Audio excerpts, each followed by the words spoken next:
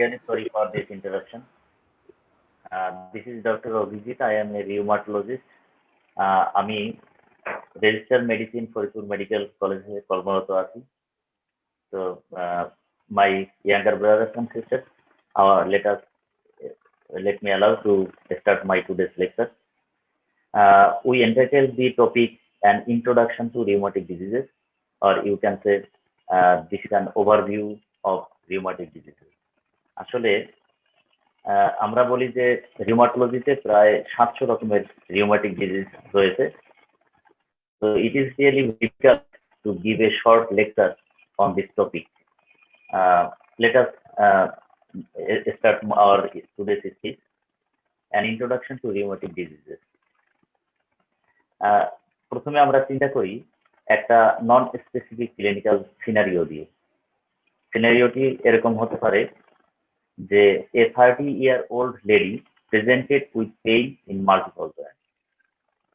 এটা আসলে একটা খুবই non specific scenario. Our next question is how will you approach to her? মানে কিভাবে আমরা এই পেশেন্টকে ডায়াগনোসিস করব এবং ট্রিট করব।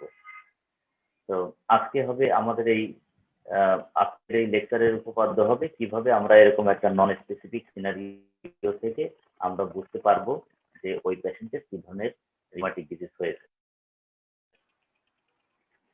তো আমি বলেছি যে এটা একটা নন স্পেসিফিক সিনারিও, তার মানে হচ্ছে এর কারণ বা ডিফারেন্সিয়াল ডায়াগনোসিস হবে অনেক বেশি। কি কি এরকম কারণ হতে পারে বা মানে কতগুলো ডিফারেন্সিয়াল ডায়াগনোসিস হতে পারে। দেখুন, একটা পেশেন্ট আমাদের কাছে যদি এরকম নন স্পেসিফিক সিনারিও নিয়ে আসে, জয়েন্ট পেইন নিয়ে আসে, তাহলে আমরা কি কি কারণ চিন্তা করতে পারি। তো আমাদের যখন জয়েন্ট পেইন নিয়ে পেশেন্ট আমাদের কাছে প্রেজেন্ট হয়, তখন যে শুধু জয়েন্টেই রোগটি হয় তা কিন্তু না।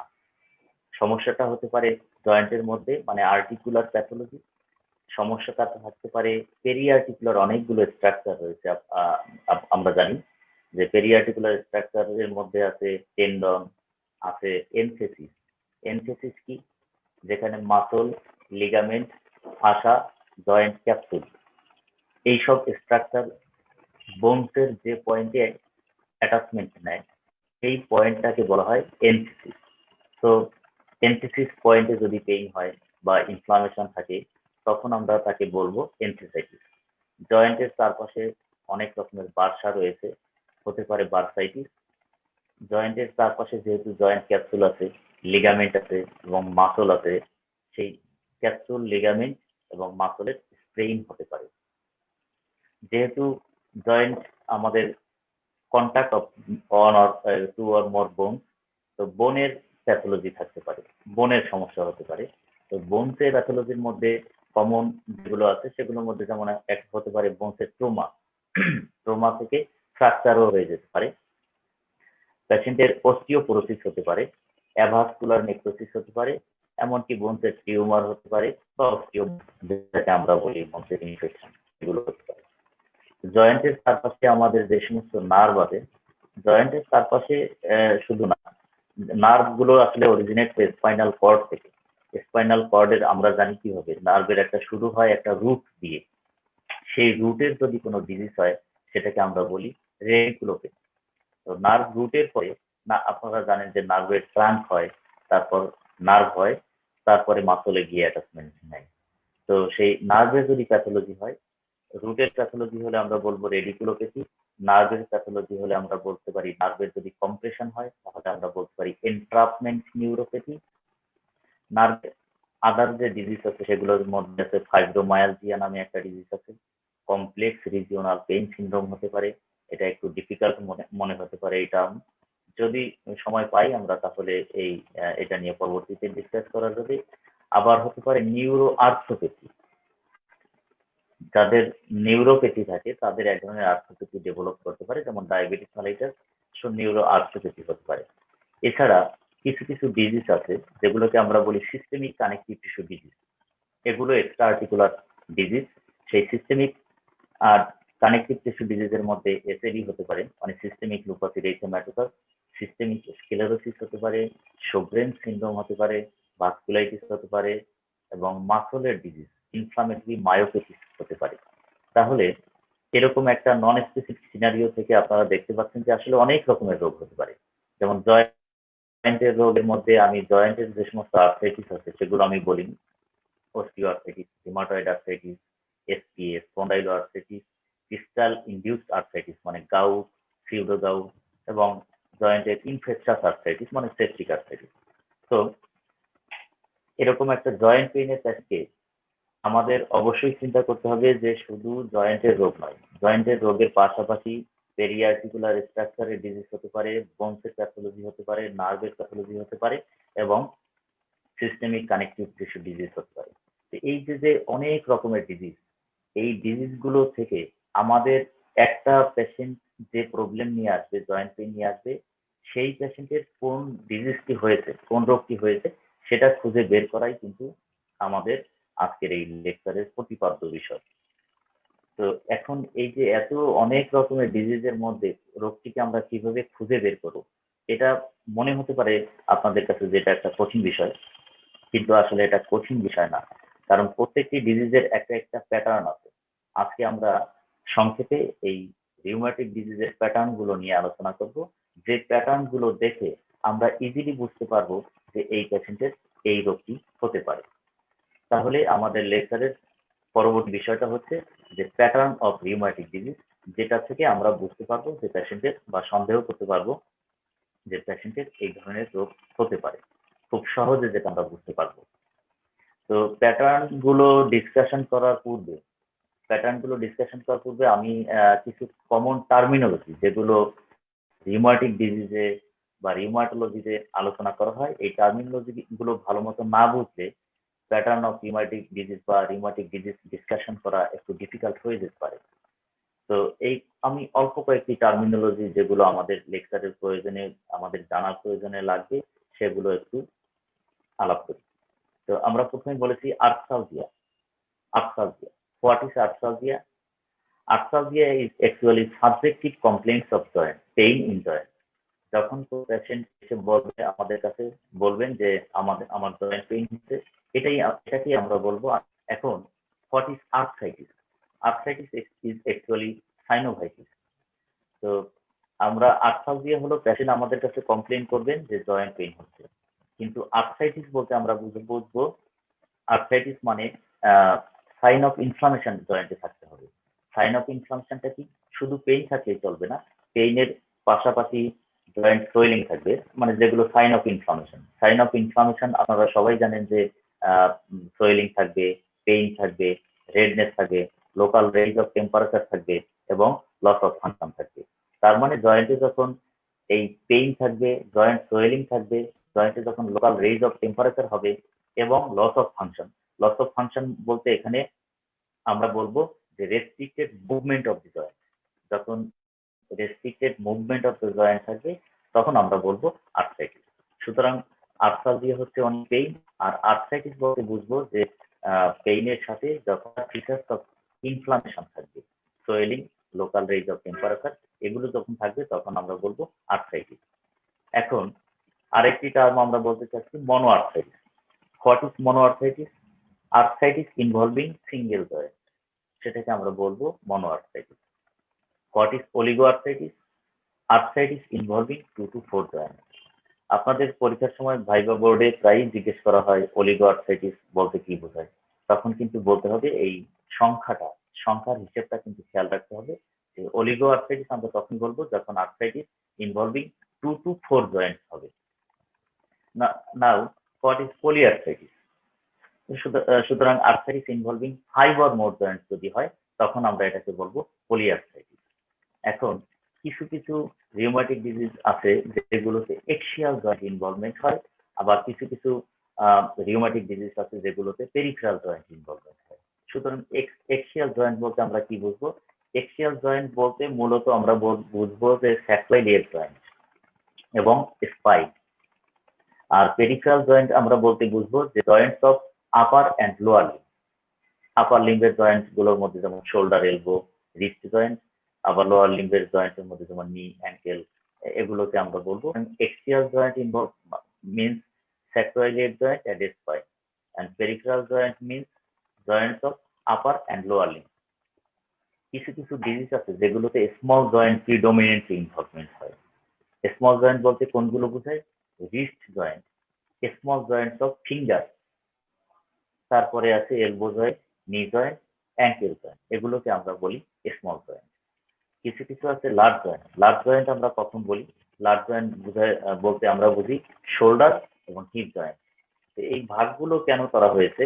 কারণ বিভিন্ন রিউমাটিক ডিজিজে আসলে এই কোনো কোনো ডিজিজ আছে যেগুলোতে এক্সিয়াল জয়েন্ট প্রিডমিনেন্টলি ইনভলভমেন্ট হয়, কোনো কোনো রিউমাটিক ডিজিজ আছে পেরিফেরাল জয়েন্ট গুলো প্রিডমিনেন্টলি ইনভলভমেন্ট হয়, আবার কোনো কোনো ডিজিজ আছে স্মল জয়েন্ট গুলো ইনভলভমেন্ট হয়, কোনো কোনো ডিজিজ আছে লার্জ জয়েন্ট গুলো প্রিডমিনেন্টলি ইনভলভমেন্ট হয়।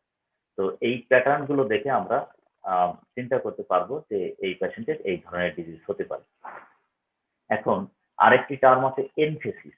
আমি পূর্বে একটু বলেছিলাম যে what is enthesis? It is the site of attachment of tendon, ligament, fascia, joint capsule and muscle to the bone. অর্থাৎ বোনসের যে পয়েন্টে tendon, ligament, fascia, joint capsule এবং মাসল অ্যাটাচমেন্ট নেয় সেই পয়েন্টটাকে আমরা বলবো enthesis. So what is enthesitis?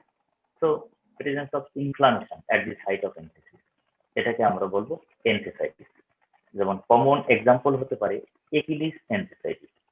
আমাদের একিলিস টেন্ডন ক্যালকেনিয়ামের যে পোর্শনে অ্যাটাচমেন্ট নেয় সেখানে যদি পেইন বা ইনফ্লামেশন থাকে সেটাকে আমরা বলবো Achilles enthesitis. Similarly other site of enthesitis example হতে পারে আইলিয়াক রেস্ট এনথেসাইটিস এবং প্লান্টার ফাসাইটিস। প্লান্টার ফাসা যেখানে ক্যালকেনিয়ামের সাথে অ্যাটাচমেন্ট নেয় সেখানে যদি সাইন অফ ইনফ্লামেশন থাকে তাহলে আমরা বলবো প্লান্টার ফাসাইটিস। ঠিক একই রকম ভাবে ফর্টিস tendinitis, inflammation in the tendon হলে এটাকে আমরা বলবো tendinitis. Now another term, what is dactylitis? Dactyl means a disease, একটা আঙুল, হাতের আঙুল বা পায়ের আঙুল। সো ড্যাকটাইলিটিস এর ডেফিনেশনে বলা আছে entire swelling of A disease. যখন একটা আঙুল হাতের বা পায়ের পুরো আঙুল ফুলে যাবে এটাকে আমরা বলবো ড্যাকটাইলিটিস। তো ড্যাকটাইলিটিস একটা আঙুলে আসলে অনেকগুলো জয়েন্ট থাকে, যেমন মেটাকার্পোফ্যালাঞ্জিয়াল জয়েন্ট, সংক্ষেপে এমসিপি, প্রক্সিমাল ইন্টারফ্যালাঞ্জিয়াল জয়েন্ট, সংক্ষেপে পিআইপি, এবং ডিস্টাল ইন্টারফ্যালাঞ্জিয়াল জয়েন্ট, সংক্ষেপে ডিআইপি। যদি এই জয়েন্টগুলো ইনভলভমেন্ট হয় তাহলে কিন্তু পুরো আঙুল ফুলবে না, কারণ ওই জয়েন্টের উপরে সোয়েলিং থাকবে, ওই জয়েন্টের সোয়েলিং থাকবে। তাহলে এন্টায়ার সোয়েলিং মানে কি? এখানে বিষয়টা হলো যে প্রত্যেকটা আঙুলে একটা এক্সটেন্সর টেন্ডন থাকে এবং ফ্লেক্সর টেন্ডন থাকে। এক্সটেন্সর টেন্ডনের আবার ডর্সাল স্লিপ থাকে এবং টু ল্যাটারাল স্লিপ থাকে। এই স্লিপগুলো যখন পুরোটা, এই প্রত্যেকটা স্লিপের চারপাশে আবার একটা সাইনোভিয়াল শীট থাকে যেটাকে আমরা টেনোসাইনোভিয়াল শীট বলি। সুতরাং যখন এই টেনোসাইনোভিয়াল শীটের ইনফ্লামেশন হবে অর্থাৎ টেনোসাইনোভাইটিস হবে তাহলেই আঙুলটা পুরো খুলে যাবে। এটাকে বলা হয় ড্যাকটাইলিটিস। তো এই ড্যাকটাইলিটিস অ্যাকচুয়ালি খুবই গুরুত্বপূর্ণ, কারণ সব রিউমাটিক ডিজিজে এটা থাকে না। এই ড্যাকটাইলিটিস থাকলে আমরা চিন্তা করতে পারি যে এই পেশেন্টের বিশেষ ধরনের কোনো রোগ হতে পারে, যেটা আমরা পরবর্তীতে আলাপ করব। জয়েন্টের চারপাশে বার্সা থাকে, সেই বার্সার যদি সোয়েলিং হয় বা ইনফ্লামেশন হয় তাহলে আমরা সেটাকে বলবো বার্সাইটিস। এখানে একটা ইমেজ আমরা দেখতে পাচ্ছি একিলিস টেন্ডন। একিলিস টেন্ডন এখন এখানে আপনারা দেখতে পাচ্ছেন যে এটা হলো লেফট লেগ, এটা রাইট লেগ। লেফট লেগের যে একিলিস টেন্ডন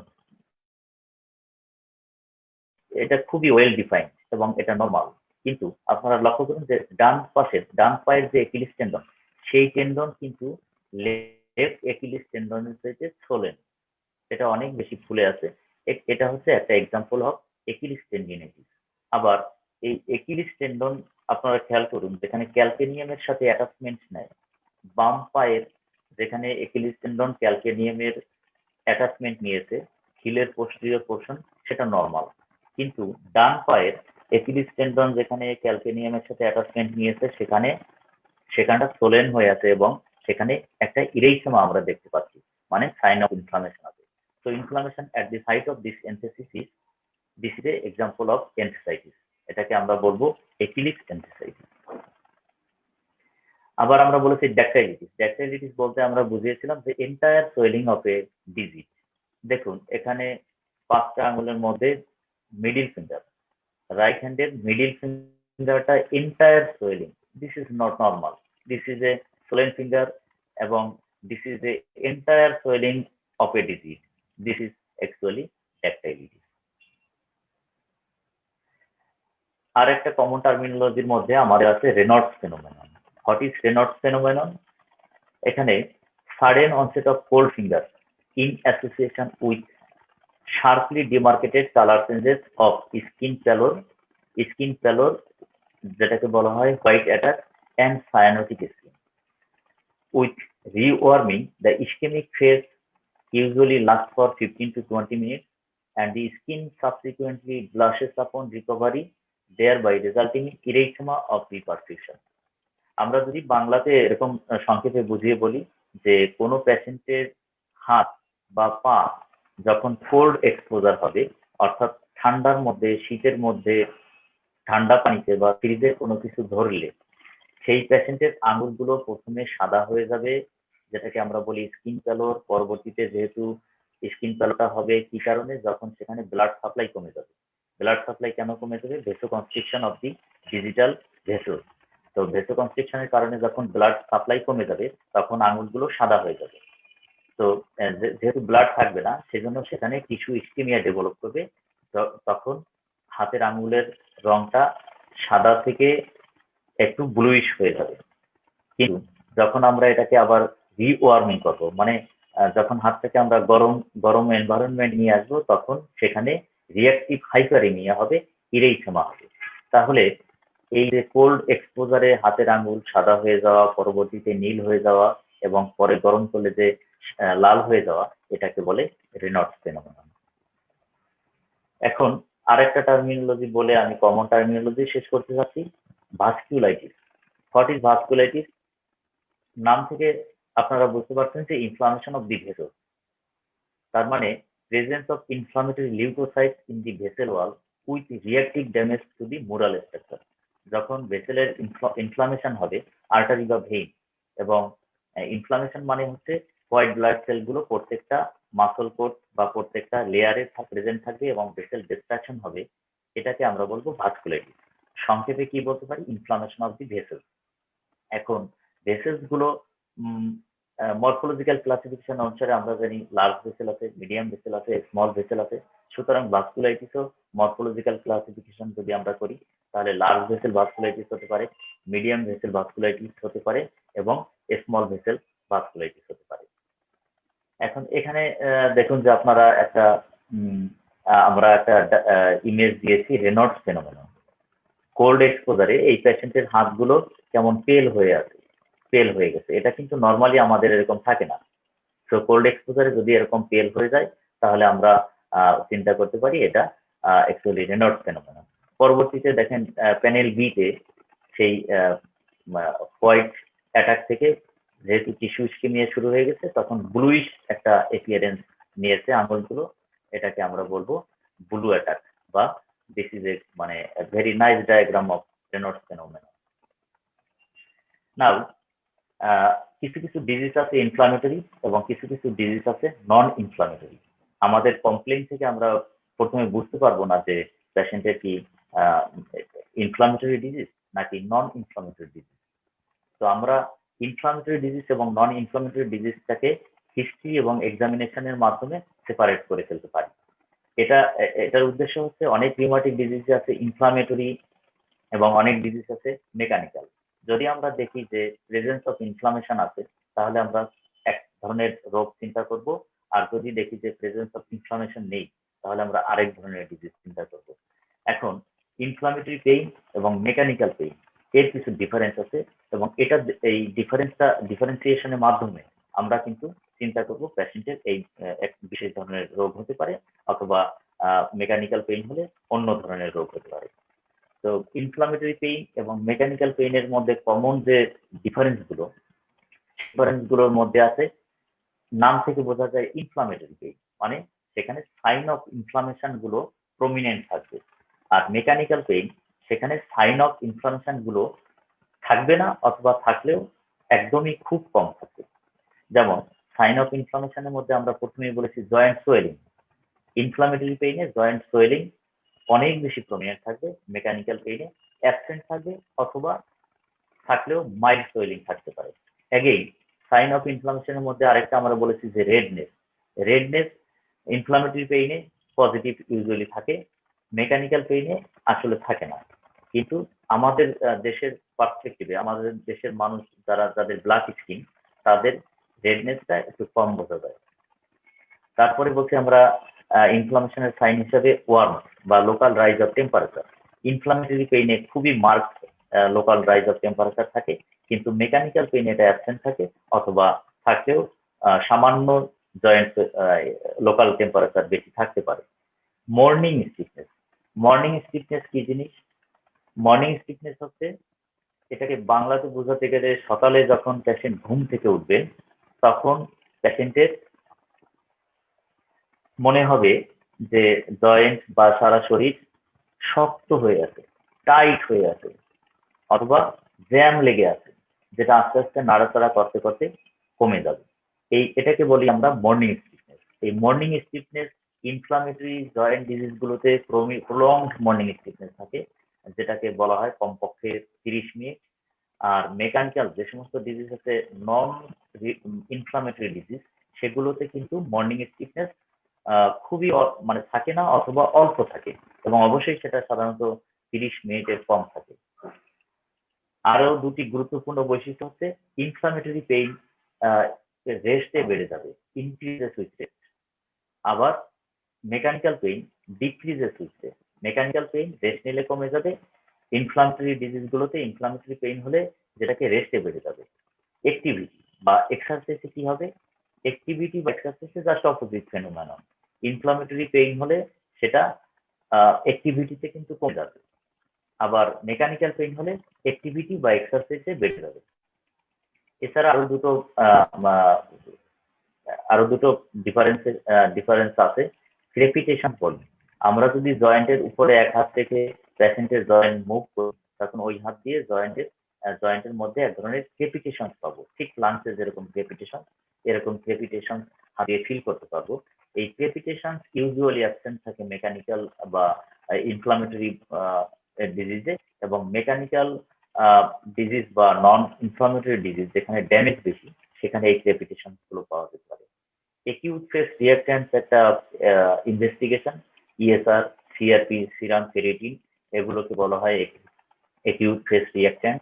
এগুলো যেহেতু inflammatory sign of inflammation laboratory findings, সুতরাং ইনফ্লামেটরি রিউম্যাটিক ডিজিজে এই একিউট ফেস রিঅ্যাক্ট্যান্ট মানে ইএসআর, সিআরপি, ফেরিটিন এগুলো অনেক বেশি থাকে। আর মেকানিক্যাল পেইনে এগুলো সাধারণত নর্মাল থাকে। এখন একটা পেশেন্ট যদি আমাদের কাছে এসে বলেন যে আমার জয়েন্ট পেইন হচ্ছে, কিন্তু আসলে কি জয়েন্ট পেইনও হতে পারে, কিন্তু আবার পেরিয়ার্টিকুলার পেইনও হতে পারে। পেরিয়ার্টিকুলার পেইন বলতে যেমন tendinitis, ligamentous strain, muscle strain. তো আমরা কিভাবে বুঝবো আসলে এটা জয়েন্ট পেইন নাকি পেরিয়ার্টিকুলার পেইন? সেটা বোঝার জন্য যে কিছু ডিফারেন্স আছে, এগুলো আমাদেরকে এক্সামিনেশনে ফাইন্ড আউট করতে হবে। যেমন হেলদি নিউট্রাল, আমরা বলি আর্টিকুলার পেইনে পেশেন্টের জয়েন্টের পজিশনটা কিরকম ভাবে পেশেন্ট জয়েন্টটাকে রাখবে। হেলদি নিউট্রাল, নিউট্রাল মানে হচ্ছে slide flexion of elbow, flexion of the নি, আমরা এলবো বা নি জয়েন্টের নিউট্রাল পজিশন বলি। কিন্তু পেরিয়ার্টিকুলার স্ট্রাকচারে পেইন হলে আমরা কিভাবে বুঝবো? সেটা হলো যে স্ট্রাকচারটা ইনভলভমেন্ট হবে সেই স্ট্রাকচারটা থাকলে রিল্যাক্স থাকবে, সেটা এই ফ্লেকশন বা এই নাও হতে পারে। এই জন্য বলা হয় যে পেরিয়ার্টিকুলার স্ট্রাকচারটা, যে স্ট্রাকচারটা ইনভলভ সেই স্ট্রাকচার যে পজিশনে একটু রিল্যাক্স থাকবে বা লো টেনশনে থাকবে সেই পজিশনে কিন্তু পেশেন্ট থাকবে। আর সোয়েলিংটা কিরকম হবে? আর্টিকুলার সোয়েলিং যদি হয় মানে জয়েন্টের সোয়েলিং যদি হয় তাহলে সেটা ক্যাপসুলার সোয়েলিং। ক্যাপসুলার সোয়েলিং মানে কি? পুরো জয়েন্টটা ফোলেন থাকবে, যেটাকে বলি গ্লোবাল সোয়েলিং বা ইউনিভার্সাল সোয়েলিং, একদম সম্পূর্ণ জয়েন্টটা সোয়েলিং থাকবে। আর পেরিয়ার্টিকুলার স্ট্রাকচার যেমন একটা টেন্ডন, টেন্ডন যদি সোলেন থাকে তাহলে টেন্ডন একটা লম্বা বা লিনিয়ার স্ট্রাকচার, তাহলে সোয়েলিংটা হবে লিনিয়ার। অথবা একটা বার্সা, পেরিআর্টিকুলার একটা স্ট্রাকচার বার্সা। বার্সাটা যদি সোলেন হয় তাহলে একটা লোকাল এরিয়াতে সোয়েলিং থাকবে। যেমন আমরা নি জয়েন্টের ব্যাকে বা পপ্লিটিয়াল ফসাতে যদি সোয়েলিং দেখি, শুধু পপ্লিটিয়াল ফসাতে আছে, অ্যান্টিরিয়র অ্যাসপেক্টে সোয়েলিং নাই। তার মানে পপ্লিটিয়াল ফসাতে একটা বার্সা থাকে যেটাকে আমরা বলি বেকার সিস্ট। সুতরাং বেকার সিস্টটাকে পোস্টেরিয়রলি সোয়েলিং থাকবে। আবার শুধু প্যাটেলার উপর সোয়েলিং, প্যাটেলার দুই পাশে সোয়েলিং নেই, এই হলো লোকাল সোয়েলিং। এই প্যাটেলার উপর একটা বার্সা থাকে, পিরিপ্যাটেলার বার্সা, তাহলে সোয়েলিংটা হতে পারে পিরিপ্যাটেলার সোয়েলিং। যদি হয় তাহলে আমরা চিন্তা করবো পিরিপ্যাটেলার বার্সা। কিন্তু যদি জয়েন্ট সোয়েলিং হয়, টোটাল জয়েন্ট ফুলে, অর্থাৎ সামনে, পিছনে এবং প্যাটেলার দুই পাশে পুরোটা সোয়েলিং থাকলেই আমরা চিন্তা করব নি জয়েন্ট সোয়েলিং। এখন আর্টিকুলার মুভমেন্ট যদি আমরা করি, তো আর্টিকুলার ডিজিজ হলে যেহেতু পুরো জয়েন্টেরই ডিজিজ, তাহলে মুভমেন্ট ইন অল ডিরেকশনটা কমে যাবে। Decrease movement in all direction, all plane, flexion, extension, medial rotation, lateral rotation, adduction, abduction, circumduction, এগুলো সবই কমে যাবে যদি জয়েন্ট ডিজিজ হয়। আর যদি কোনো পেরিআর্টিকুলার স্ট্রাকচার ইনভলভমেন্ট হয়, তাহলে ওই পেরিআর্টিকুলার স্ট্রাকচারটা যে মুভমেন্টে স্ট্রেস হবে, শুধু সেই মুভমেন্টটাই কমে যাবে। আবার যেহেতু আর্টিকুলার ডিজিজের জয়েন্ট লাইনে আমরা টেন্ডারনেস পাবো, কিন্তু যদি কোনো পেরিআর্টিকুলার ডিজিজ হয়, তাহলে যেহেতু জয়েন্টের কোনো প্রবলেম না, আমরা জয়েন্ট লাইন টেন্ডারনেস পাবো না, পাবো ওই স্ট্রাকচারের উপরে tenderness. Universal stress pain is positive in articular disease, আর সিলেক্টিভ স্ট্রেস পেইন আসলে পজিটিভ থাকে পেরিআর্টিকুলার ডিজিজে। এখন মনোআর্থ্রাইটিস, আপনাদের পরীক্ষার হলে ভাইভা বোর্ডে প্রায়ই জিজ্ঞেস করা হয় what are the causes of monoarthritis, বা tell me some causes of monoarthritis. এখন এই মনোআর্থ্রাইটিসের কিন্তু অনেক কারণ আছে। একটা পেশেন্ট যদি সিঙ্গেল জয়েন্ট পেইন বা সোয়েলিং নিয়ে আসে, তাহলে কিন্তু অনেকগুলো কারণ আমাদেরকে চিন্তা করতে হবে। সেই কারণগুলোর মধ্যে আপনারা দেখুন, ইনফেকশন হতে পারে। ইনফেকশন বলতে সেপ্টিক আর্থ্রাইটিস বা ব্যাকটেরিয়াল ইনফেকশন, এখানে টিবি হতে পারে, মাইক্রোব্যাকটেরিয়াল, অ্যাগেইন ভাইরাল হতে পারে, ফাঙ্গাল, স্পাইরোকিট ইনফেকশন হতে পারে। আবার ক্রিস্টাল ইনডিউস ডিজিজ আছে কিছু, গাউট, সিউডো গাউট, সেগুলো হতে পারে। Trauma, hemarthrosis, clotting disorder, pigmented villonodular synovitis, tumour হতে পারে। আবার একটা জয়েন্টে পেইন সোয়েলিং নিয়ে ইনফ্লামেটরি আর্থ্রাইটিস হতে পারে, যেমন rheumatoid arthritis, spondyloarthritis, JIA মানে juvenile idiopathic arthritis, SLE, sarcoidosis, osteoarthritis হতে পারে, ফরেন বডি রিঅ্যাকশন হতে পারে। এখন এই মনোআর্থ্রাইটিসের কজগুলো যখন জিজ্ঞেস করা হবে, তখন সহজে মনে রাখার জন্য যদি প্রত্যেকটা পয়েন্ট থেকে, মানে infection, crystal, hemarthrosis, tumour, inflammatory arthritis, osteoarthritis এবং আদার, এই হেডিং গুলো যদি আপনারা মনে রাখেন এবং হেডিং থেকে যদি একটা দুটো ডিজিজও বলতে পারেন, তাহলে কিন্তু আমাদের ভালো আনসার দেওয়া হয়ে যেতে পারে। যদি এই হেডিংও মনে না থাকে, তাহলে আমি বলবো হরমোন কজেস অফ মনোআর্থ্রাইটিস, এটা আপনাদেরকে একটু মনে রাখতে হবে। এখন এই কমন কজেস অফ মনোআর্থ্রাইটিস, যাদের এই ডিটেইলস মনে থাকবে না, তারা কিন্তু শুধু কমন কজেস অফ মনোআর্থ্রাইটিস থাকলেও আপনারা সুন্দরভাবে পরীক্ষায় রিটেনে আনসার করে আসতে পারবেন বা ভাইভাতে উত্তর দিয়ে দিতে পারবেন। এই কমন কজ হচ্ছে আমি 4টা হেডিং এ ভাগ করেছি মাত্র। 4টার মধ্যে crystal induced, gout, pseudogout, trauma, trauma থেকে হেমার্থ্রোসিস হয়ে যেতে পারে, হেমার্থ্রোসিসের অন্য কজও আছে। আর spondyloarthritis, SpA, spondyloarthritis গ্রুপের মধ্যে রিঅ্যাক্টিভ আর্থ্রাইটিস, সোরিয়েটিক আর্থ্রাইটিস এবং IBD, inflammatory bowel disease associated arthritis হতে পারে। তাহলে কমন কজেস অফ মনোআর্থ্রাইটিসের মধ্যে আপনারা খুব সহজেই মনে রাখতে পারবেন ক্রিস্টাল ইনডিউস, ট্রমা, হেমার্থ্রোসিস এবং এসপিএ। এই এসপি এর মধ্যে রিঅ্যাক্টিভ, সোরিয়েটিক এবং ইনফ্লামেটরি বাউল ডিজিজ। এখন causes of oligo arthritis or polyarthritis, এখন এই একই রকম অলিগো আর্থ্রাইটিস বা পলিআর্থ্রাইটিসের কিন্তু অনেক কজ আছে। এখানে আমি অনেকগুলো হেডিং এ ভাগ করেছি। ইনফেকশাস হতে পারে, পোস্ট ইনফেকশাস হতে পারে, সেরোনেগেটিভ স্পন্ডাইলো আর্থ্রাইটিস হতে পারে, রিমাটয়েড আর্থ্রাইটিস হতে পারে, ইনফ্লামেটরি অস্টিও আর্থ্রাইটিস হতে পারে, ক্রিস্টাল ইনডিউসড আর্থ্রাইটিসও এরকম হতে পারে।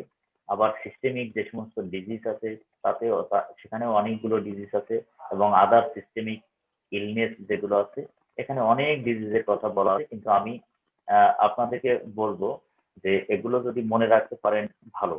আর যদি মানে প্রত্যেকটা হেডিং থেকে কিছু কিছু দুই একটা ডিজিজ মনে রাখতে পারলেই আমি আপনাদের সুবিধার জন্য যে কমন কজেস অফ পলিআর্থ্রাইটিস এগুলো কি হতে পারে, যদি শুধু এতটুকু মনে রাখতে পারেন যে what are the common causes of polyarthritis, তাহলেই কিন্তু পরীক্ষায় সুন্দর করে আনসার করে আসতে পারবেন, রিটেনই হোক আর ভাইভাই হোক। অথবা লং কেসে পলিআর্থ্রাইটিস নিয়ে প্রেজেন্ট করলে আপনি কি চিন্তা করবেন সেগুলোও কিন্তু হয়ে যাবে। তো কমন কজেস অফ পলিআর্থ্রাইটিস, এখানে আমি 7 কজেস অফ পলিআর্থ্রাইটিস আমি বললাম, এগুলো হচ্ছে কমন কজেস। সেটা কি কি হতে পারে? Number 1 rheumatoid arthritis, number 2 viral arthritis, osteoarthritis, spondyloarthritis. স্পন্ডাইলো আর্থ্রাইটিসের মধ্যে ankylosing spondylitis, psoriatic arthritis, reactive arthritis এবং inflammatory bowel disease associated arthritis. Connective tissue ডিজিজের মধ্যে সিস্টেমিক লুপাস এরিথ্রোমাটোসাস হতে পারে, এসএলই, এবং জেআইএ যেটাকে বলা হয় জুভেনাইল ইডিওপ্যাথিক আর্থ্রাইটিস এবং ক্রনিক গাউট। যারা বিস্তারিত অনেকগুলো কজ মনে রাখতে পারবেন না, তারা শুধুমাত্র এই কমন কজেস অফ পলিআর্থ্রাইটিস মনে রাখবেন। তাহলে এই 7টা কারণ যদি মনে রাখতে পারেন তাহলে কিন্তু পরীক্ষায় সুন্দরভাবে আনসার করে আসতে পারবেন। এখন আমরা ডিসকাস করব what are the common patterns of involvement. যে প্যাটার্ন গুলো দেখে আমরা সেই যে প্রথমে ডিসকাস করছি একটা যে কমন নন স্পেসিফিক সিনারিও, এরকম নন স্পেসিফিক সিনারিও থেকে কিভাবে আমরা প্যাটার্ন গুলো দেখে আমরা বুঝবো যে এই পেশেন্টের এই ধরনের ডিজিজ হতে পারে, সেই কমন প্যাটার্ন গুলো এখানে আমরা আলাপ করবো। আমরা যেহেতু এটা ইন্ট্রোডাকশন টু রিউমাটিক ডিজিজ অথবা ওভারভিউ অফ রিউমাটিক ডিজিজ, আমরা শুধু কমন প্যাটার্ন গুলো ডিসকাস করবো। কিন্তু আমি আপনাদেরকে বলবো যে প্রত্যেকটা ডিজিজই শুধু কমন প্যাটার্ন নয়, রিউমাটিক ডিজিজ গুলো খুবই অনেক সময় রহস্যময় প্রেজেন্টেশন থাকতে পারে, যেগুলো কমন প্রেজেন্টেশনের বাইরে অনেক রকমের অ্যাটিপিক্যাল প্রেজেন্টেশন আছে। কিন্তু আজকে আমরা শুধু কমন প্যাটার্ন গুলো নিয়ে আলোচনা করব। তো common pattern of rheumatoid arthritis, common প্যাটার্নটা কি? এখানে প্রত্যেকটি শব্দ খুবই গুরুত্বপূর্ণ। রিউমাটয়েড আর্থ্রাইটিসের কমন প্যাটার্ন হচ্ছে symmetrical inflammatory polyarthritis predominantly involving small joints of upper and lower limb. এখানে আমরা বলেছি যে সিমেট্রিক্যাল হবে, অর্থাৎ ডান হাত বাম হাত, ডান পা বাম পা, প্রত্যেকটা ডান হাতের রিস্ট জয়েন্ট ইনভলভমেন্ট হলে বাম হাতের রিস্ট ইনভলভমেন্ট হবে। যদি small joint of finger involvement হয়, এক হাতে দুই হাতে ইনভলভমেন্ট হবে বা দুই পায়ে ইনভলভমেন্ট হবে, এটাকে বলে সিমেট্রিক্যাল। তার মানে রিউমাটয়েড আর্থ্রাইটিসের একটা কমন প্যাটার্ন হচ্ছে সিমেট্রিক্যাল। পলিআর্থ্রাইটিস মানে 5 অর মোর জয়েন্ট ইনভলভমেন্ট হয় এবং প্রিডমিনেন্ট ইনভলভমেন্টটা থাকবে কোথায়? Small joint of upper and lower, মানে আপার স্মল জয়েন্ট গুলো ইনভলভ করে রিউমাটয়েড আর্থ্রাইটিসে। লার্জ জয়েন্ট যে ইনভলভ করে না তা না, ইনভলভ করে, কিন্তু প্রিডমিনেন্ট ইনভলভমেন্ট হয় স্মল জয়েন্ট। তাহলে symmetrical polyarthritis small joint of both upper and lower, এটা হলো common pattern of involvement of rheumatoid arthritis. তো কোনো পেশেন্ট যদি এরকম পলিআর্থ্রাইটিস নিয়ে আমাদেরকে প্রেজেন্ট করে, সেটা যদি আমরা দেখি সিমেট্রিক্যাল এবং polyarthritis small joint of hand and lower limbs foot involvement হয়েছে, তাহলে কিন্তু আমরা খুব সহজেই চিন্তা করতে পারি যে এই পেশেন্টের রিউমাটয়েড আর্থ্রাইটিস হতে পারে। এখানে আমরা একটা ইমেজ দিয়েছি, দেখেন সিমেট্রিক্যাল ইনভলভমেন্টের example. Small joints of hand, আঙ্গুলগুলোর মেটাকার্পোফ্যালাঞ্জিয়াল জয়েন্ট এবং proximal interphalangeal joint symmetrically involvement হয়েছে আপার লিম্বে। এবং পায়ে দেখেন এমডিপি জয়েন্ট, মেটাকার্পোফ্যালাঞ্জিয়াল জয়েন্ট গুলো সিমেট্রিক্যালি ইনভলভমেন্ট হয়েছে। তারপরে বোথ নি ইনভলভমেন্ট হয়েছে, বোথ শোল্ডার ইনভলভমেন্ট হয়েছে। This is a classical example of বা image of symmetrical involvement. Now, spondyloarthritis. What is the common pattern of involvement of spondyloarthritis? Rheumatoid arthritis আমরা বলেছিলাম symmetrical involvement. দেখুন স্পন্ডাইলোআর্থ্রাইটিস যে গ্রুপগুলো আছে, যে গ্রুপের ডিজিজ গুলো আছে, আমরা বলছি ankylosing spondylitis, psoriatic arthritis, reactive arthritis, IBD মানে inflammatory bowel disease associated arthritis বা এন্টারোপ্যাথিক আর্থ্রাইটিস। তো এই ডিজিজ গুলোতে প্যাটার্নটা হবে রিউমাটয়েড আর্থ্রাইটিসের চেয়ে একটু ভিন্ন রকমের, মানে বলতে পারেন যে সম্পূর্ণ উল্টা। রিউমাটয়েড আর্থ্রাইটিসে ছিল সিমেট্রিক্যাল ইনভলভমেন্ট, স্পন্ডাইলো আর্থ্রাইটিসে হচ্ছে অ্যাসিমেট্রিক্যাল ইনভলভমেন্ট। আমরা রিমাটয়েড আর্থ্রাইটিসে বলেছি পলি আর্থ্রাইটিস, কিন্তু স্পন্ডাইলো আর্থ্রাইটিসে দেখুন অলিগো আর্থ্রাইটিস।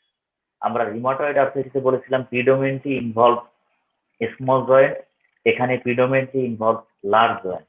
রিমাটয়েড আর্থ্রাইটিসে আমরা বলেছি involvement of both upper and lower limb, স্পন্ডাইলো আর্থ্রাইটিসে ইনভলভমেন্টটা প্রিডোমিনেন্টলি লোয়ার লিম্ব জয়েন্ট। তাহলে যদি কোনো পেশেন্টের এরকম লার্জ জয়েন্ট ইনভলভমেন্ট হয়, লোয়ার লিম্ব বেশি ইনভলভমেন্ট হয় এবং অ্যাসিমেট্রিক্যাল ইনভলভমেন্ট হয়, এক পাশের নি জয়েন্ট ইনভলভ হলো আর এক পাশের নি জয়েন্ট ইনভলভমেন্ট হলো না, এক পাশের অ্যাঙ্কেল জয়েন্ট ইনভলভমেন্ট হলো আর এক পাশের অ্যাঙ্কেল জয়েন্ট ইনভলভমেন্ট হলো না, তাহলে কিন্তু সেই পেশেন্টকে আমরা রিমাটয়েড আর্থ্রাইটিস চিন্তা করব না, আমরা চিন্তা করব স্পন্ডাইলো আর্থ্রাইটিস। কেমন? তাহলে আবার একটু বলি, rheumatoid arthritis symmetrical, polyarthritis small joint, spondyloarthritis asymmetrical, oligoarthritis large joint এবং লোয়ার লিম্ব প্রিডোমিনেন্ট। এখন স্পন্ডাইলো আর্থ্রাইটিসের আরো কিছু বিশেষত্ব আছে, কিছু ক্যারেক্টার আছে বা প্যাটার্ন অফ ইনভলভমেন্ট আছে, যেমন ইনফ্লামেটরি লো ব্যাক পেইন হয়, অর্থাৎ স্যাক্রোয়াইলাইটিস এবং স্পন্ডিলাইটিস। আমরা বলছিলাম এক্সিয়াল জয়েন্ট ইনভলভমেন্ট হবে স্পন্ডাইলো আর্থ্রাইটিসে। সুতরাং কোনো পেশেন্টের মাল্টিপল জয়েন্ট পেইন নিয়ে প্রেজেন্ট করলেও আমরা যদি মানে লং কেসে কোয়ারি করে জিজ্ঞেস করি যে আপনার কি কোমরে ব্যথা হয়, পিঠে ব্যথা হয়, তাহলে কিন্তু আমরা চিন্তা করব এই পেশেন্টের রিমাটয়েড আর্থ্রাইটিস না, ডিসটাল ইনডিউস আর্থ্রাইটিস না বা কানেকটিভ টিস্যু ডিজিজ না, আমরা প্রথমেই চিন্তা করব স্পন্ডাইলো আর্থ্রাইটিস গ্রুপ। অ্যাগেইন আমরা এনসেসাইটিস নিয়ে ডিসকাস করেছিলাম। তো এনসেসাইটিস নিয়ে যে ডিসকাস করেছিলাম, আমরা বলেছিলাম যে sign of inflammation in the point of site of attachment of muscle, ligament, tendon, fascia to the bone. যদি কোনো পেশেন্টের এনসেসাইটিস থাকে, this is a very specific features of spondyloarthritis. কাজেই কোনো পেশেন্টের যদি এনসেসাইটিস থাকে, তাহলে আমরা চিন্তা করব এই পেশেন্টের স্পন্ডাইলো আর্থ্রাইটিস হবে, এই পেশেন্টের আদার ডিজিজ না। আবার আমরা বলেছি ড্যাকটাইলিটিস, যদিও ড্যাকটাইলিটিস একটা স্পেসিফিক ফিচার অফ এই স্পন্ডাইলো আর্থ্রাইটিস না, এটা স্পন্ডাইলো আর্থ্রাইটিসের জন্য একদম স্পেসিফিক না, মানে অনেক কারণেই ড্যাকটাইলিটিস হয়। তবু যদি ড্যাকটাইলিটিস হয়, তাহলে আমরা চিন্তা করব এই পেশেন্টের স্পন্ডাইলো আর্থ্রাইটিস হওয়ার সম্ভাবনা বেশি। এখানে দেখুন অ্যাসিমেট্রিক্যাল ইনভলভমেন্টের আমরা একটা ইমেজ দিয়েছি, আপনারা লেফট প্যানেল চিন্তা করে দেখতে পারেন যে রাইট নি, এই লেফট নি ইনভলভমেন্ট হচ্ছে, রাইট নি ইনভলভমেন্ট হয়নি। একটা অ্যাঙ্কেল জয়েন্ট ইনভলভমেন্ট হয়েছে, অপোজিট অ্যাঙ্কেল ইনভলভমেন্ট হয়নি। একটা এলবো জয়েন্ট ইনভলভমেন্ট হয়েছে, অপোজিট এলবো জয়েন্ট ইনভলভমেন্ট হয়নি। আবার হাতের স্মল জয়েন্ট গুলো অ্যাসিমেট্রিক্যালি ইনভলভমেন্ট হয়েছে, এই পাশের ইন্ডেক্স ফিঙ্গার ইনভলভমেন্ট হয়েছে, ওই পাশের ইন্ডেক্স ফিঙ্গার কিন্তু ইনভলভমেন্ট হয়নি। এটা হলো একটা classical image of asymmetrical involvement, and most likely দেখুন স্যাক্রোইলিয়াক জয়েন্ট ইনভলভমেন্ট হয়েছে এবং স্পাইন ইনভলভমেন্ট হয়েছে। সুতরাং এটা হচ্ছে একটা classical example of spondyloarthritis. এখন গাউট, আমরা ক্রিস্টাল ইনডিউসড দুটো আর্থ্রাইটিস আমরা এনুমারেট করেছিলাম, gout and pseudogout. Gout and সিউডো গাউটের কমন প্যাটার্ন অফ ইনভলভমেন্ট কিরকম?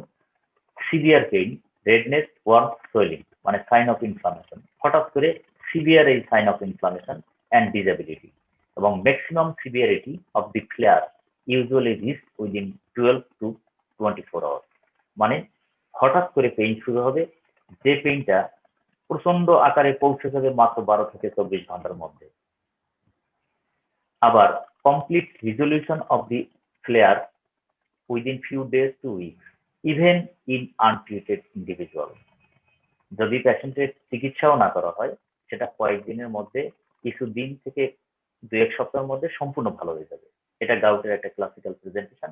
হঠাৎ করে শুরু হয়ে যাবে, তীব্র ব্যথা হবে, ব্যথাটা 12 থেকে 24 ঘন্টার মধ্যে সর্বোচ্চ মাত্রায় পৌঁছে যাবে এবং কয়েকদিনের মধ্যে ব্যথা এবং এই ফুলা সবকিছুই ভালো হয়ে যাবে, এমনকি চিকিৎসা না করলেও ভালো হয়ে যাবে। তারপরে আমরা বলেছি যে ইনিশিয়াল ইনভলভমেন্ট হবে গাউটের single joint. Single joint usually involvement 80% ক্ষেত্রে, যেটা একটা জয়েন্ট নিয়ে ইনভলভমেন্ট হবে এবং most often at the base of the great toe, মানে বুড়ো আঙ্গুলের, পায়ের বুড়ো আঙ্গুলের গোড়ার যে ফার্স্ট মেটাটার্সোফ্যালাঞ্জিয়াল জয়েন্ট, এই পায়ের বুড়ো আঙ্গুলের গোড়া হঠাৎ করে পেইন, সিভিয়ার পেইন এবং ফুলে যাবে, এটাকে বলা হয় পোডাক্টা। আপনাদের অস্পিতে একটা ছবি দেওয়া থাকতে পারে, বাম পায়ের বা ডান পায়ের বুড়ো আঙ্গুলের গোড়ার যে ফার্স্ট এমটিপি আছে, সেখানে সোয়েলিং এবং ইরেথমা, যেটাকে বলে পোডাগ্রা। এই পোডাগ্রা ইন্ডিকেট করে most likely the diagnosis is gout. এখন কানেকটিভ টিস্যু ডিজিজ মধ্যে systemic lupus erythematosus, SLE common feature কি? ভাইভা বোর্ডে very common question, tell me some clinical features of SLE। তো এখন যদি এরকম কোশ্চেন করা হয়, এখানে আমরা জাস্ট তুলে দিয়েছি American College of Rheumatology classification criteria. 11টা ক্রাইটেরিয়া আছে, মনের চেষ্টা করবেন এই 11টা ক্রাইটেরিয়া মুখস্থ রাখতে। এখান থেকে যদি আপনারা পরীক্ষার হলে কতগুলো বলতে পারেন তাহলেই কিন্তু টিচার উইল বি স্যাটিসফাইড। সেই ক্রাইটেরিয়ার মধ্যে 11টা ক্রাইটেরিয়ার মধ্যে মেলার rash, discoid rash, ফটোসেন্সিটিভিটি, oral ulcer এবং আর্থ্রাইটিস, সেরোসাইটিস, এগুলো আপনাদের সবারই মনে থাকে। এর সাথে renal disorder, neurologic disorder, haematologic disorder, immunologic disorder মানে কিছু অ্যান্টিবডি পজিটিভ হয়, যেমন অ্যান্টিবিএস ডিএনএ, অ্যান্টি স্মিথ অ্যান্টিবডি, আবার ANA anti nuclear antibody positive. তো এই 11টা ক্রাইটেরিয়ার মধ্যে যে কোনো 4টা ক্রাইটেরিয়া থাকলেই আমরা ওই পেশেন্টকে SLE হিসাবে ক্লাসিফাই করি। সিস্টেমিক স্ক্লেরোসিস আমরা আরেকটা কানেকটিভ টিস্যু ডিজিজ আমরা এনুমারেট করেছিলাম প্রথমে। সিস্টেমিক স্ক্লেরোসিস কিন্তু মাল্টিপল জয়েন্ট পেইন নিয়ে প্রেজেন্ট করে না।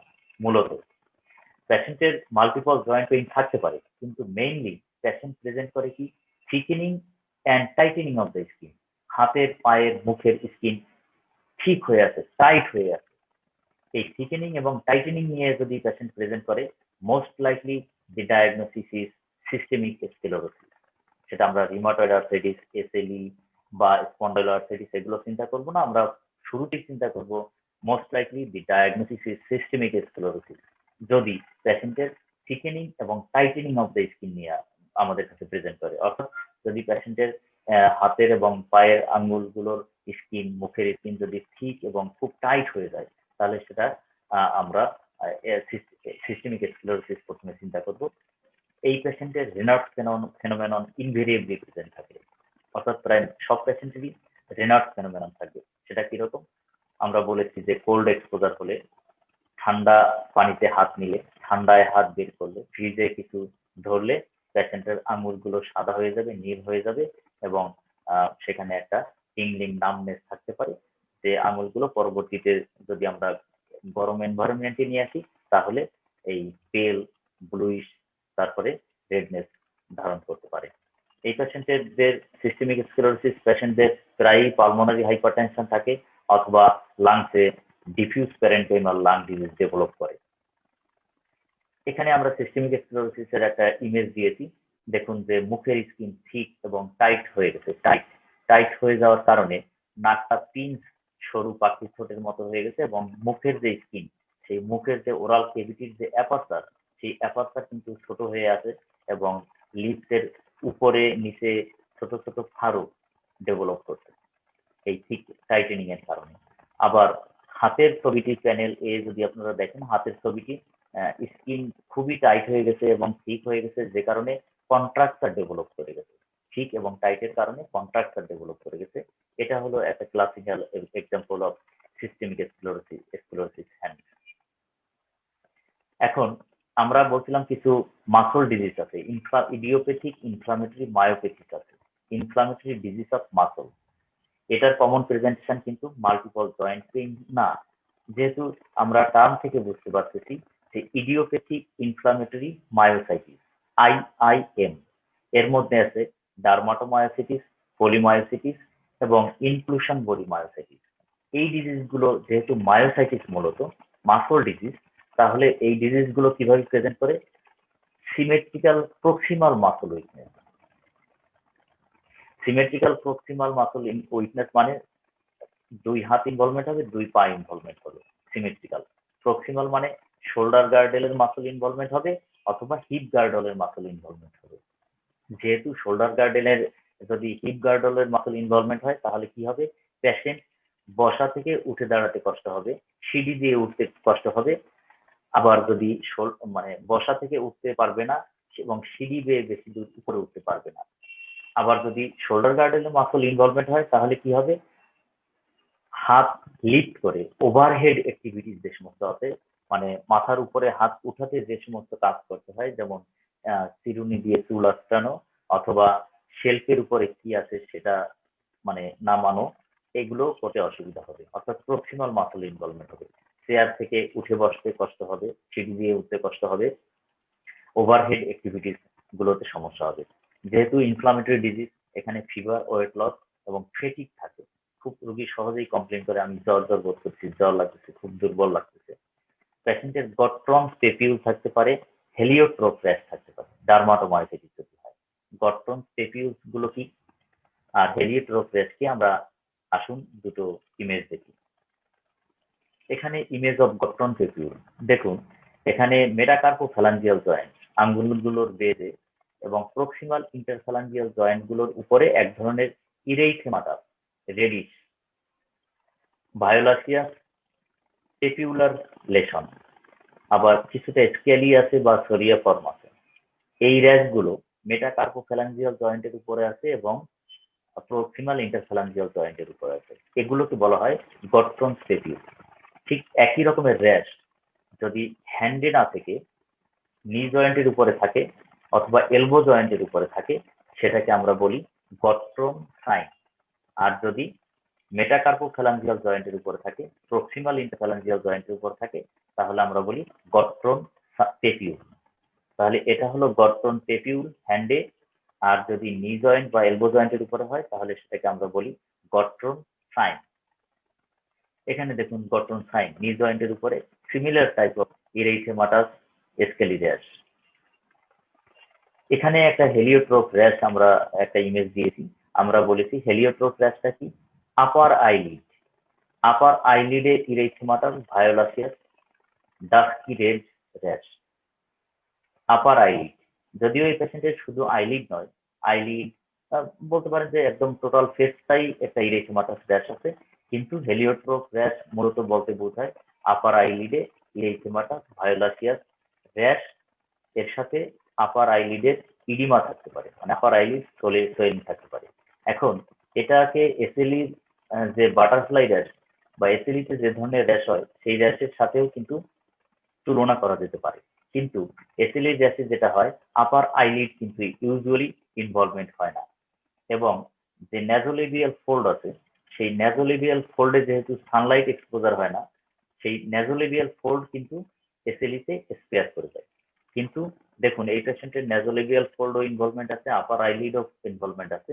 সুতরাং এই পেশেন্ট আসলে এসএলই র্যাশ না, এই পেশেন্ট আসলে ডার্মাটোমায়োসাইটিসের একটা typical heliotrope rash.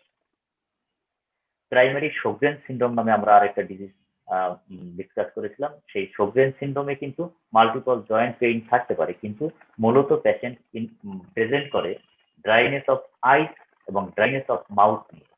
Dryness of I থাকার জন্য পেশেন্টের কান্নাকাটি করলে চোখ থেকে পানি বের না হতে পারে, পেশেন্টের বারবার কনজাংটিভাইটিস ডেভেলপ করতে পারে, যেহেতু লেক্টিমেশন নাই, লেক্টিমাল ফ্লুইড নাই। আবার ওরাল কেভিটিতে যেহেতু স্যালাইভা নাই, পেশেন্ট বারবার খেতে গেলে বারবার পানি দিয়ে খাবার গিলতে হবে, এবং এই পেশেন্টের ডেন্টাল ক্যারিজ ডেভেলপমেন্ট হওয়ার সম্ভাবনা থাকে। এখানেও পেশেন্টের পলিআর্থ্রাইটিস থাকতে পারে, ফেটিক থাকতে পারে এবং রেনল্ডস ফেনোমেনন থাকতে পারে। কিন্তু মূলত যদি কোনো পেশেন্ট কমপ্লেইন করে যে আমার চোখে পানি নেই, চোখ শুকনা, মুখ শুকনা, তাহলে আমরা চিন্তা করব শোগ্রেন সিনড্রোম। ভাস্কুলাইটিস, ভাস্কুলাইটিস আমরা বলেছিলাম যে small vessel, medium vessel, large vessel vasculitis হতে পারে। এখন স্মল ভেসেল ভাস্কুলাইটিস আমরা প্রায় লেকচারের শেষ দিকে চলে এসেছি, আমি খুব সংক্ষেপে এই লেকচারটি নিতে চেয়েছি। তো এখন এই ভাস্কুলাইটিস বলতে আমরা বুঝিয়েছিলাম যে inflammation of the blood vessel. Blood vessel small হতে পারে, মিডিয়াম হতে পারে, লার্জ হতে পারে। স্মল ভেসেল ভাস্কুলাইটিসে সাধারণত পালপাবল পারপুরা থাকে। পারপুরা নন পালপাবল হতে পারে, পালপাবল হতে পারে। যেমন নন পালপাবল হলে আমরা চিন্তা করতে পারি যে প্লেটলেট কাউন্ট কমে গেছে, যেমন ডেঙ্গু বা আইটিপি। সেক্ষেত্রে পারপুরা পালপাবল হয় না। কিন্তু যদি পালপাবল পারপুরা হয় বা পেইনফুল পালপাবল পারপুরা, তাহলে কিন্তু আমরা প্রথমেই চিন্তা করব স্মল ভেসেল ভাস্কুলাইটিস। এছাড়া ভেসিকো বুলাস লেশন হতে পারে, আর্টিকেরিয়াও হতে পারে। মিডিয়াম ভেসেল ভাস্কুলাইটিস হলে কিউটিনিয়াস নোডিউলার লেশন নিয়ে প্রেজেন্ট করে। নোডিউল, আলসার, গ্যাংগ্রিন এগুলো যদি থাকে, আমরা চিন্তা করবো মিডিয়াম ভেসেল ভাস্কুলাইটিস। যেমন পলিআর্টাইটিস নোডোসা। আবার লার্জ ভেসেল ভাস্কুলাইটিস হলে লিম্ফ ক্লোডিকেশন নিয়ে প্রেজেন্ট করে। পেশেন্ট খেতে খেতে জ পেইন, পেশেন্ট হাঁটতে হাঁটতে পায়ে পেইন, হাত দিয়ে কাজ করতে করতে হাতে পেইন, এগুলোকে বলে লিম্ফ ক্লোডিকেশন। এবং পেশেন্টের অ্যাসিমেট্রিক ব্লাড প্রেশার, বাম হাতে 140/80 হলো ব্লাড প্রেশার, ডান হাতে ছিল 120/70। এই যে অ্যাসিমেট্রিক ব্লাড প্রেশার, এটা হলে আমরা চিন্তা করবো লার্জ ব্লাড প্রেশার। আবার কোনো কোনো পালস নাই, ডান পাশে রেডিয়াল পালস পাচ্ছি, বাম পাশে পাচ্ছি না, বা কোনো আর্টারিতে ব্রুই পাচ্ছি, তাহলে আমরা চিন্তা করব লার্জ ভেসেল ভাস্কুলাইটিস। তাহলে আমরা মোটামুটি শেষ দিকে চলে এসেছি। আমাদের প্রায় সব ডিজিজ গুলোর কোনো রকমে একটা ইন্ট্রোডাকশন আমরা নিয়ে ফেললাম। এরপরে সময় পেলে আমরা বিভিন্ন ডিজিজ নিয়ে ডিসকাশন করব। আমি এ পর্যায়ে সবাইকে ধন্যবাদ জানাতে চাচ্ছি, সবাই ধৈর্য ধরে থাকার জন্য। এবং এই শারদীয় দুর্গোৎসবের মধ্যে আপনারা যে পূজা উদযাপন না করে অনলাইনে ক্লাস করলেন বা শুনলেন, তার জন্য আমি সবাইকে ধন্যবাদ জানাচ্ছি। স্যার আসসালামু আলাইকুম। জি, ওয়ালাইকুম আসসালাম। স্যার একটা কোশ্চেন, হেমি আর্থ্রাইটিসটা একটু যদি একটু ডিসক্রাইব করতেন। Hemiarthritis? জি স্যার। হেমি আর্থ্রাইটিস টার্মটা তো মানে ঠিক আমি এরকম কোনো টার্ম তো আমি আসলে আমার এই প্রেজেন্টেশনে উল্লেখ করিনি। হেমি আর্থ্রাইটিস বলে কোনো টার্ম জানা আছে বলে আমি জানি না।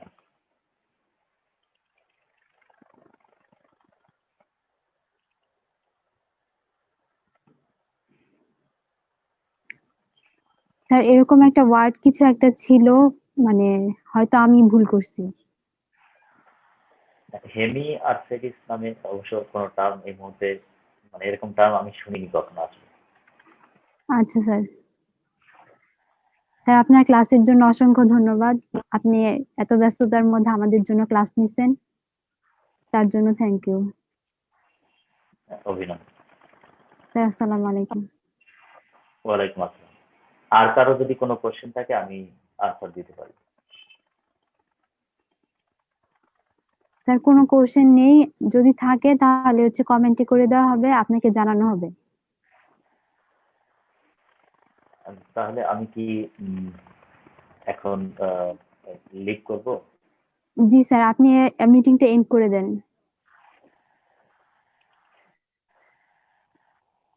ঠিক আছে, সবাইকে ধন্যবাদ। সবাই ভালো থাকবেন।